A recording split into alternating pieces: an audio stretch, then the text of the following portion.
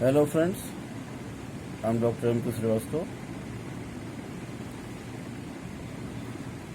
In the previous video, we are talking about the free radicals, their configuration,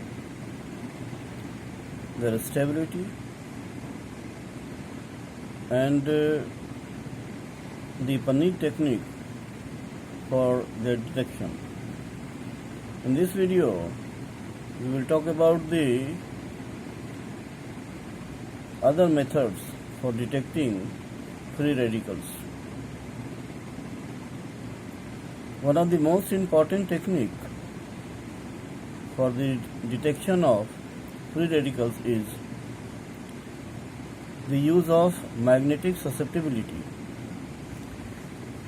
You know that it is possible to divide all substances into two classes according to their behavior in magnetic field.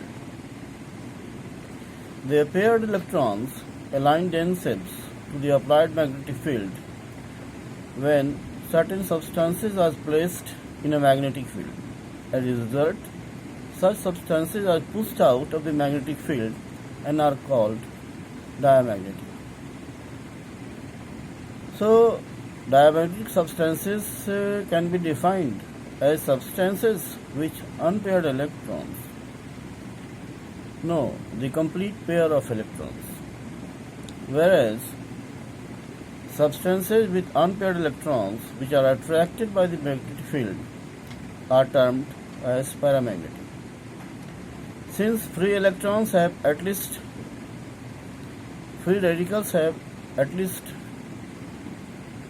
one unpaired electron, these are obviously paramagnetic.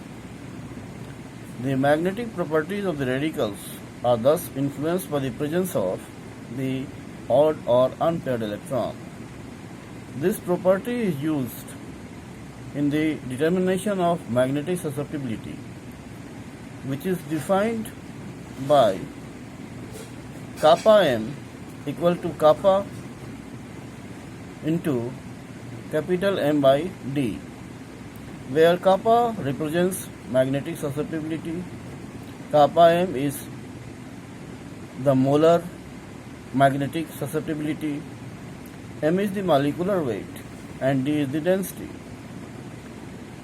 The value of molar magnetic susceptibility is either negative, in which case the substance will be diamagnetic, or positive, in which the substance will be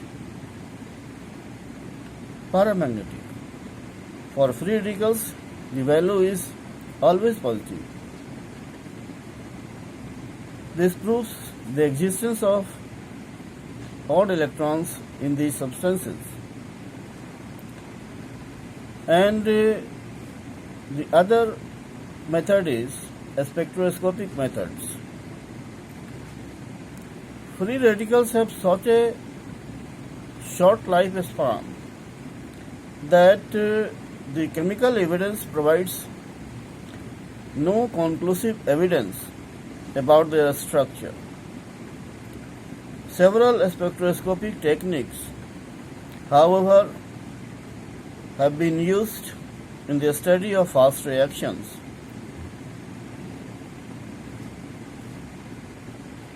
These have also been applied for the detection of free radicals.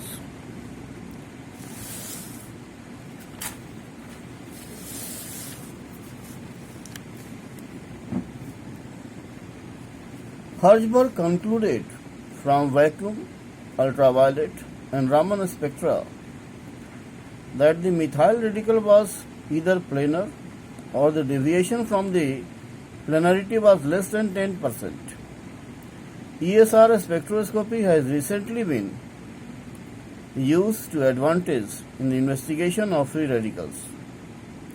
The essential requirement for the use of electron spin resonance spectroscopy is that the system under examination should have an unpaired electron, which makes it useful for the study of free radicals. Now let's discuss about the principle of ESR spectroscopy. Electrons and nuclei of elements behave as tiny magnets and spin about their own axis. This spinning generates a magnetic field. If it is placed in an external magnetic field of a strength H, the electron magnetic moment will orient along or against the external field. If an electromagnetic radiation of energy h nu is applied and the field is varied, energy will be absorbed when the field attains a value given by h nu is g beta h, where h is Planck's constant, nu is the frequency, g is the Bohr magnetron, beta is the proportionality constant, and h is the strength of the applied magnetic field. The absorption of energy causes promotion of electrons from the lower to higher energy level. This transition produces a line in the ESR spectrum. The value of G is 2.0023 for a free electron. For organic radicals, this value varies from 2.002 to 2.006. All radicals give more than one electron in this spectrum. What is that? Why is that? Because of the interaction of the odd electrons with the nucleus, which has a nuclear speed. This is known as hyperfine splitting. This is the most promising method for the studying both stable as well as unstable free radicals.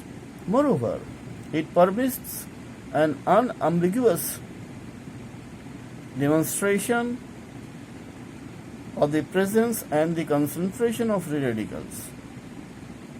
Radical concentration as low as 10 to the power minus 7 m can be detected by the ESR method. Since the intensity of an ESR signal is proportional to the number of unpaired electrons, to find the concentration of a free radical solution, it is necessary to calculate the area, that is, to integrate of the absorption curve. dPPH is used as a reference in ESR spectroscopy because this radical is very easy to produce and is very stable. Chemically induced dynamic nuclear polarization is a remarkable phenomenon observed in NMR spectrum involving free radical intermediates. That's all.